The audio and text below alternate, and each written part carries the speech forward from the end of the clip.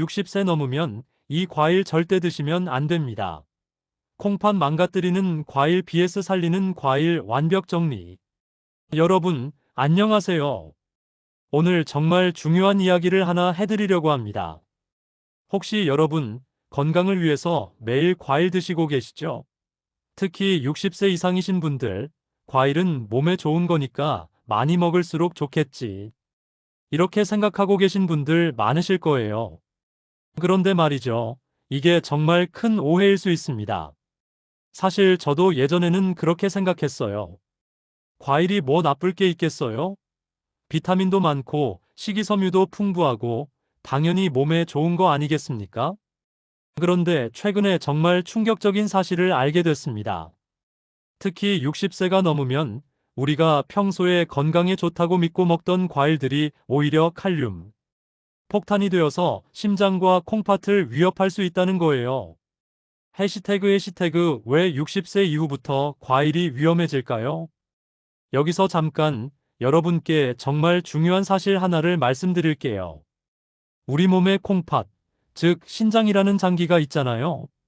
이 콩팥이 하는 일이 뭐냐면요. 우리 몸속에 있는 노폐물이랑 독소를 걸러내서 소변으로 배출하는 거예요. 그러니까 일종의 필터 역할을 하는 거죠. 그런데 문제가 뭐냐면 60세가 넘어가면 이 콩팥의 여과 기능이 젊을 때의 절반 수준으로 떨어진다는 겁니다. 생각해 보세요. 2030대 때는 100% 성능으로 일하던 필터가 60세가 넘으면 50% 성능밖에 안 나온다는 거예요. 그러니까 같은 양의 음식을 먹어도 예전에는 문제없이 처리하던 게 이제는 버거워지는 거죠. 특히 문제가 되는 게 뭐냐면 바로 칼륨이라는 성분입니다. 칼륨이 뭐냐고요? 칼륨은 우리 몸에 꼭 필요한 미네랄이에요. 근육이 움직이고 심장이 뛰고 신경이 신호를 전달하는데 다 필요한 성분이죠. 그런데 이 칼륨이 문제가 되는 건 콩팥이 약해지면 칼륨을 제대로 배출하지 못한다는 거예요. 그래서 혈액 속에 칼륨이 점점 쌓이게 되는 거죠. 그럼 어떻게 될까요? 칼륨 수치가 너무 높아지면요. 처음에는 팔다리에 힘이 쭉 빠지는 느낌이 들어요. 아, 오늘 피곤한가 보다 이렇게 생각하실 수 있죠. 그런데 계속 쌓이면 어떻게 되냐면 심장 박동이 불규칙해지기 시작합니다. 부정맥이 오는 거예요. 가슴이 두근거리고 숨이 차고 심하면 호흡 곤란까지 올 수 있어요. 더 심각한 경우에는요. 아예 심장이 멈춰버릴 수도 있습니다. 심정지가 오는 거죠. 이게 진짜 무서운 부분이에요. 그래서 오늘 제가 이 영상을 통해서 60세 이후에 절대로 조심해야 할 과일 4가지와 반대로 콩팥을 살리는 기적의 과일 4가지를 확실하게 정리해 드리려고 합니다. 정말 중요한 내용이니까요. 끝까지 집중해서 들어주시고요. 혹시 주변에 60세 이상 되시는 부모님이나 가족분들, 친구분들 계시면 꼭 이 영상 공유해 주세요. 60세 이후에 절대로 조심해야 할 과일 첫 번째, 바로 참외입니다. 에이, 참외가 뭐가 문제예요? 하시는 분들 많으실 거예요. 저도 처음에는 믿기지 않았어요. 참외가 뭐 그렇게 나쁠까 싶었죠. 그런데 말이죠. 참외 하나에 들어있는 칼륨량이 얼마나 되는 줄 아세요? 약 450mg나 됩니다. 450mg 많은 건가요? 하실 수도 있는데요. 콩팥이 약한 분들은 하루 칼륨 섭취량을 2000mg 이하로 제한해야 해요. 그런데 참외 하나만 먹어도 하루 권장량의 거의 4분의 1을 한 번에 먹는 셈이 되는 거죠. 특히 참외가 더 위험한 이유가 뭐냐면요. 참외는 수분 함량도 높고 당도도 높잖아요. 그래서 더운 여름날 시원하게 한 통 다 먹는 경우가 많거든요. 실제로 제 지인분 중에도 이런 경우가 있었어요. 70대 초반이신 분인데요. 여름에 참외가 너무 맛있다고 거의 매일 한두 통씩 드셨대요. 그런데 어느 날 갑자기 가슴이 막 두근거리고 숨이 차서 응급실에 가셨다는 거예요. 검사를 해보니까 혈중 칼륨 수치가 정상보다 훨씬 높게 나왔대요. 의사 선생님이 물어보니까 참외를 매일 많이 드셨다는 거죠. 그래서 참외를 끊고 나서야 증상이 좋아졌다고 하시더라고요. 그러니까 여러분, 특히 60세 넘으신 분들은요. 참외는 정말 조심하셔야 해요. 한 조각만 하다가 자꾸 손이 가잖아요. 그런데 그게 쌓이고 쌓이면 정말 위험할 수 있어요. 만약에 정말 참외를 드시고 싶으시면 일주일에 한두 번, 그것도 작은 크기로 절반 정도만 드시는 게 안전합니다. 절대 피해야 할 과일 두 번째, 키위. 두 번째로 조심해야 할 과일은 바로 키위예요. 키위는 비타민C도 많고 몸에 좋다고 하던데요. 하시는 분들 계실 거예요. 맞아요. 키위는 분명히 영양가가 높은 과일이에요. 비타민C가 오렌지보다 더 많이 들어있다고 하잖아요. 그런데 문제는 역시 칼륨입니다. 키위를 보통 크기 하나만 먹어도 칼륨이 약 300mg 정도 들어있어요. 그래서 키위를 일명 칼륨지르라고 부르기도 한답니다. 특히 더 위험한 경우가 있는데요. 바로 혈압약을 드시는 분들이에요. 여러분, 혹시 로사르탄이나 테미사르탄 같은 혈압약 드시는 분 계세요? 이런 약들은 ARB 계열이라고 하는데요. 이 약들의 특징이 뭐냐면 칼륨 배출을 줄이는 작용을 한다는 거예요. 그러니까 원래도 콩팥 기능이 떨어져서 칼륨 배출이 잘 안 되는데 거기다가 약까지 칼륨을 몸에 쌓이게 만드는 거죠. 이런 상황에서 키위까지 먹으면 어떻게 될까요? 칼륨 수치가 급격하게 올라갈 수밖에 없습니다. 실제로 병원에서도 이런 케이스를 자주 본다고 해요. 혈압약 드시는 어르신들이 건강에 좋다니까 하면서 키위를 매일 드셨다가 갑자기 칼륨 수치가 위험 수준까지 올라가는 경우가 많다는 거죠. 그래서 만약에 여러분이 혈압약을 드시고 계시다면 키위는 정말 조심하셔야 해요. 가능하면 아예 피하시는 게 좋고, 만약 꼭 드시고 싶으시면 의사 선생님과 상담을 먼저 하시는 게 안전합니다. 그리고 한 가지 더 말씀드리고 싶은 게 키위를 아침 공복에 드시는 분들 계시잖아요. 이것도 정말 안 좋아요. 키위는 산성이 강해서 공복에 먹으면 속이 쓰릴 수 있거든요. 게다가 칼륨 흡수도 더 빨라져요. 그러니까 키위는 정말 신중하게 접근하셔야 합니다. 해시태그 절대 피해야 할 과일 세 번째, 수박. 세 번째 위험한 과일은 바로 수박이에요. 수박은 물이 많아서 오히려 좋은 거 아니에요? 하시는 분들 많으실 텐데요.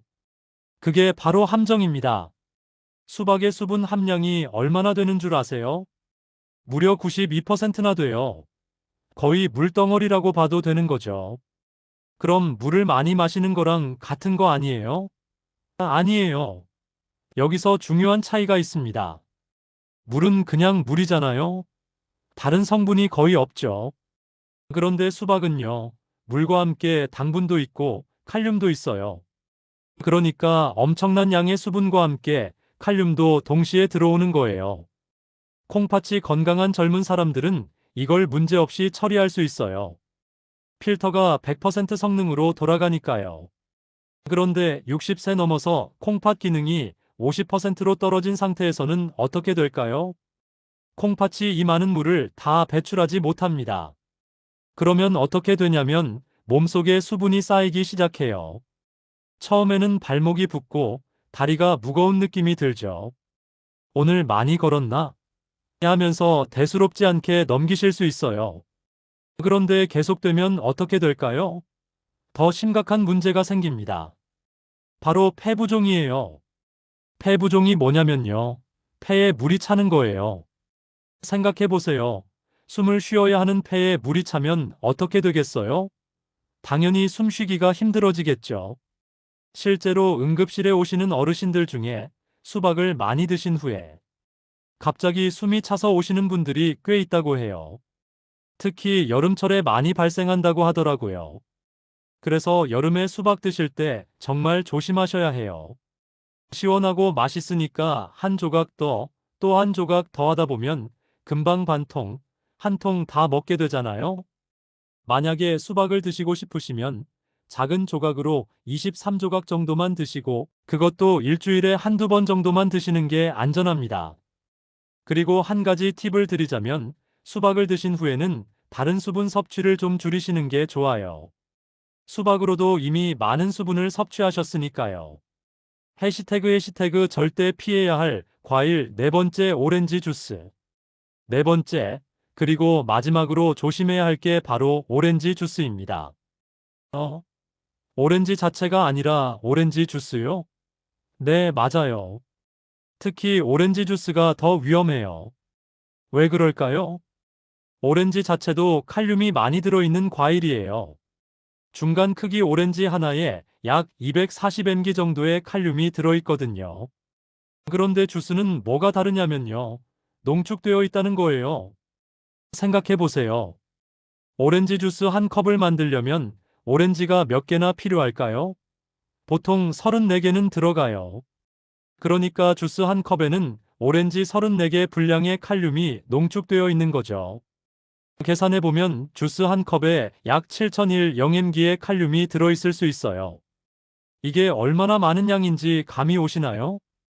더 큰 문제는요, 흡수 속도예요. 오렌지를 그냥 먹으면 어떻게 되죠? 씹어서 삼키고 위에서 소화되고 천천히 흡수되잖아요. 그런데 주스는요, 이미 액체 상태니까 흡수가 엄청 빨라요. 그러니까 많은 양의 칼륨이 한꺼번에 빠르게 혈액으로 들어오는 거예요. 콩팥 입장에서는 갑자기 처리해야 할 일이 엄청나게 늘어나는 거죠. 그런데 콩팥 기능이 떨어진 상태에서는 이걸 제때 처리하지 못해요. 그래서 혈중 칼륨 수치가 급격하게 올라가게 되는 거죠. 칼륨 수치가 급격하게 올라가면 어떻게 될까요?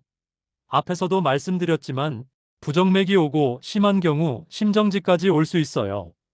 실제로 한 연구에서는요, 콩팥 기능이 떨어진 분들이 오렌지 주스를 마신 후 응급실에 실려오는 경우가 적지 않다고 보고했어요.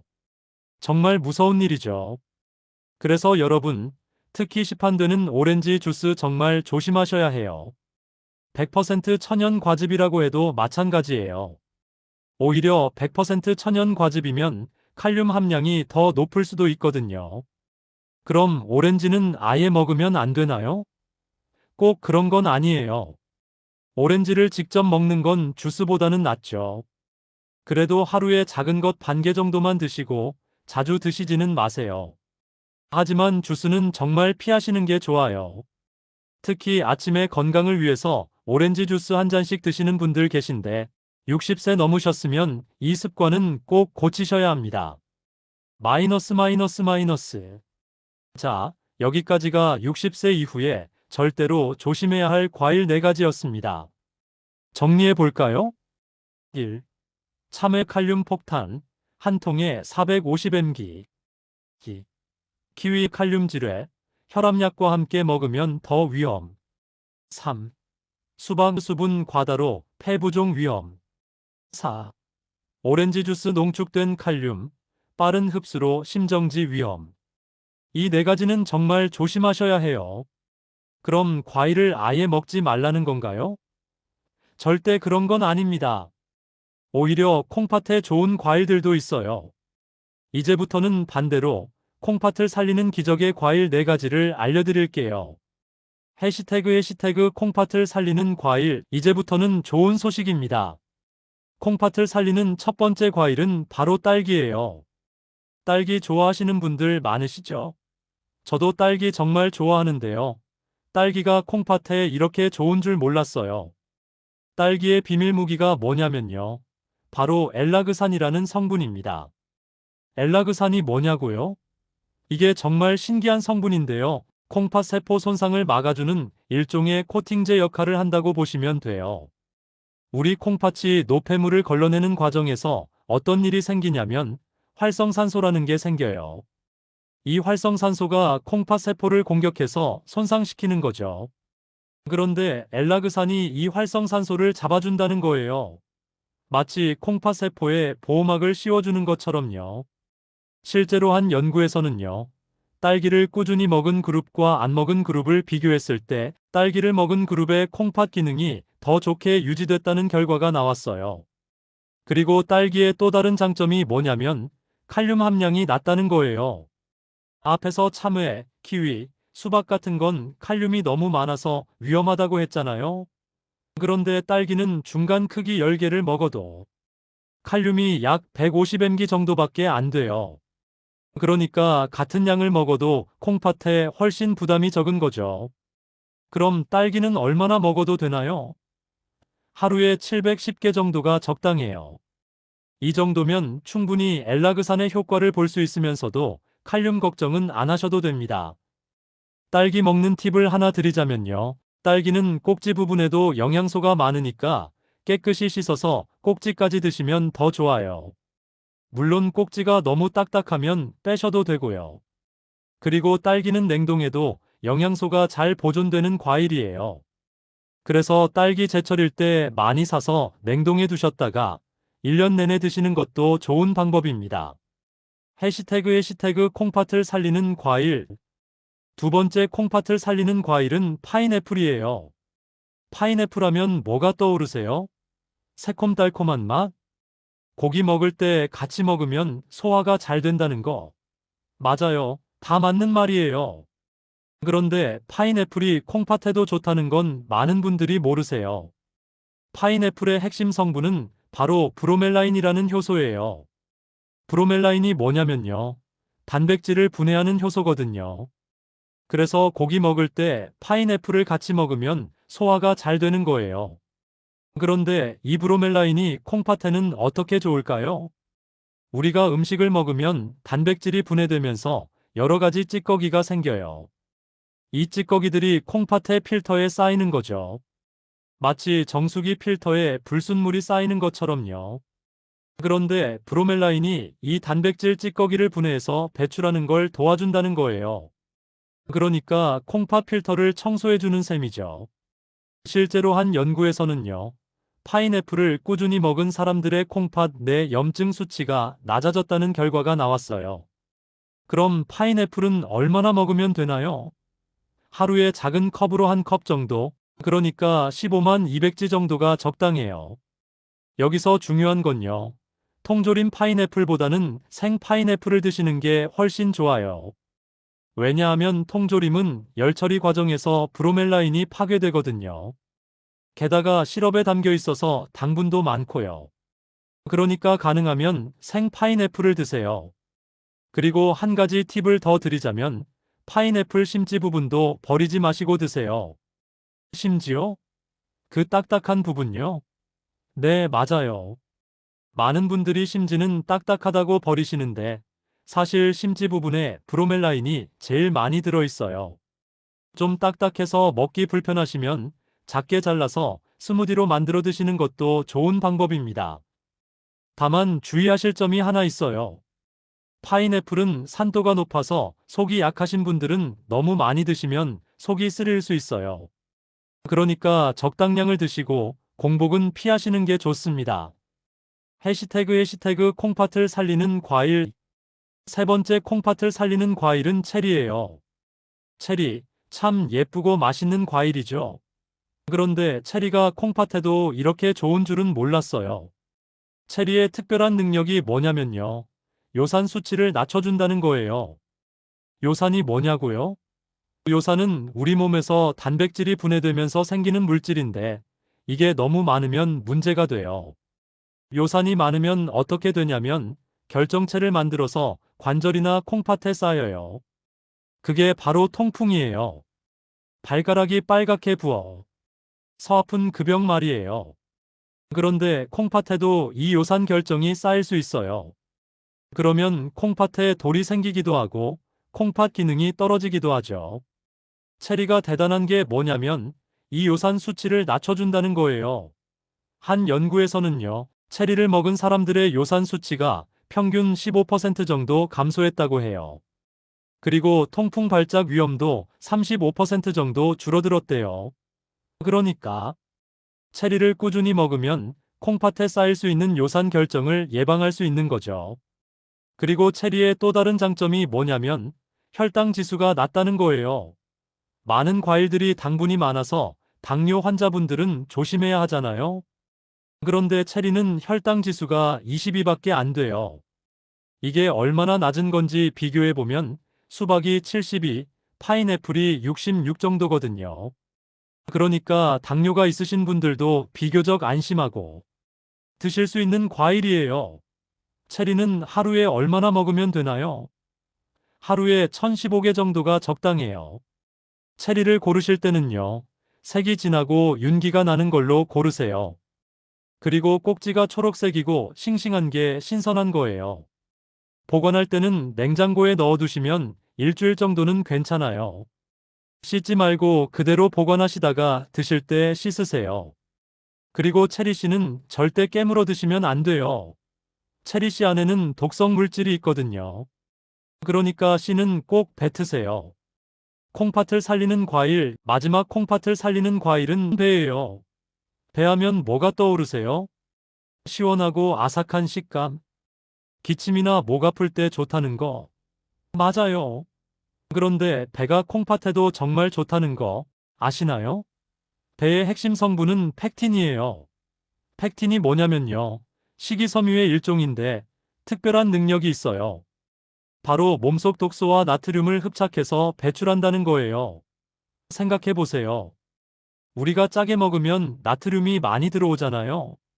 이 나트륨이 많으면 혈압도 올라가고 콩팥에도 부담이 돼요. 그런데 배를 먹으면 팩틴이 이 나트륨을 붙잡아서 대변으로 배출시켜준다는 거예요. 그러니까 콩팥이 나트륨을 배출하느라 고생하는 걸 덜어주는 거죠. 그리고 배에는 칼륨도 적당히 들어있어요. 너무 많지도 않고 너무 적지도 않은 딱 적당한 양이에요. 중간 크기 배 반 개 정도에 약 120mg 정도 들어있거든요. 이 정도면 칼륨 걱정 없이 드실 수 있어요. 여기서 정말 중요한 팁 하나 드릴게요. 배는 껍질째 드세요. 많은 분들이 배 껍질을 까서 드시는데 사실 배의 영양소 대부분이 껍질과 껍질 바로 밑에 있어요. 특히 항산화 성분이 껍질에 과육보다 5배나 많다고 해요. 그래도 껍질이 질기고 맛이 없는데요.